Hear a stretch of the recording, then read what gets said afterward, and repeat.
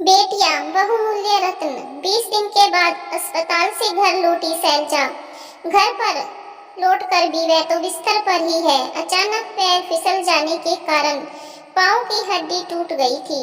जब से वह बिस्तर पर है तब से उसकी 18 वर्षीय बेटी लेखा ने अपने कंधों पर सारी जिम्मेदारी ले रखी है। घर में खाना बनाना, फिर माँ के लिए टिफिन भर के अस्पताल ले जाना, उन्हें खिलाना, बेड पेन देना, उनके शरीर को स्पंज करना, कपड़े बदलना, सारी जिम्मेदारी लेखा ने बखूबी संभाल ली। एक नन्ही सी जान और काम हजार, फिर भी चेहरे पर सिकन नहीं। इतने सब कामों के बीच भी अपनी पढ़ाई जारी रखना कोई मामूली बात नहीं है, परंतु लेखा ने उसे भी बखूबी संभाल लिया, क्योंकि इस साल उसे इंजीनियरिंग एंट्रेंस एग्जाम देना है।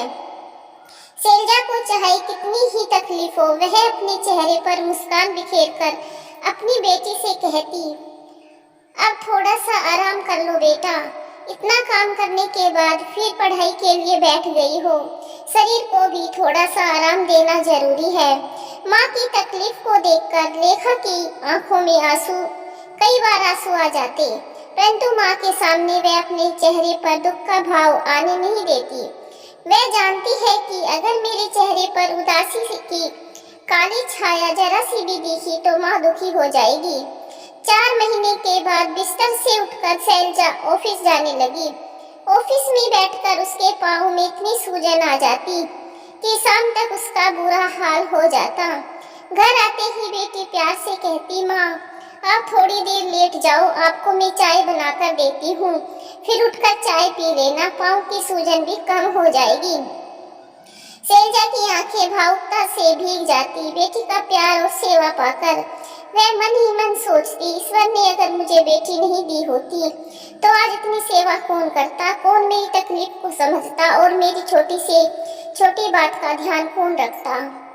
परीक्षा का परिणाम आया तो लेखा के चेहरे पर खुशी न देखकर शैलजा ने पूछा, क्या बात है बेटा, मेरे पास आकर बैठो और जो भी बात हो मुझसे कहो। माँ की प्यार भरी बातें सुनकर और प्यार का स्पर्श पाकर लेखा की आंखें उमड़ पड़ी। माँ मुझे क्षमा करना, मैं आपको खुशी नहीं दे पाई, मन मुताबिक मेरा रिजल्ट नहीं आया।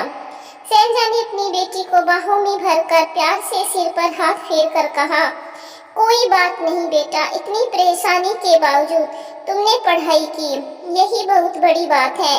मैं इसी बात से खुश हूँ। जिंदगी सही सलामत रही तो तुम जीवन में बहुत कुछ कर लोगे। मुझे पता है, तुम्हारी हिम्मत को देखा है मैंने। कभी कभी परेशानी से मेरा मन डोल जाता था, पर तुम्हें अपने निश्चय पर अडिग देखा है मैंने। तुम में जो आत्मविश्वास है, वह आत्मविश्वास तुम्हें जीवन में प्रगति के पथ पर ले जाएगा। आज शैलजा अपनी बेटी लेखा को एयरपोर्ट छोड़ने आई है, क्योंकि वह अमेरिका जा रही है उच्च शिक्षा के लिए। अपनी बेटी को विदा करने के बाद शैलजा की आंखें नम थी, परंतु हृदय में खुशी की लहर भी थी। उसका मन सोच के समुद्र में गोता लगाने लगा। लोग बेटियां होने पर दुखी क्यों होते हैं? क्यों बेटियों को जन्म से पहले मार देते हैं? क्या बेटियों को इस धरा पर जन्म लेने का अधिकार नहीं है? क्या उसे जीवन जीने का अधिकार नहीं है?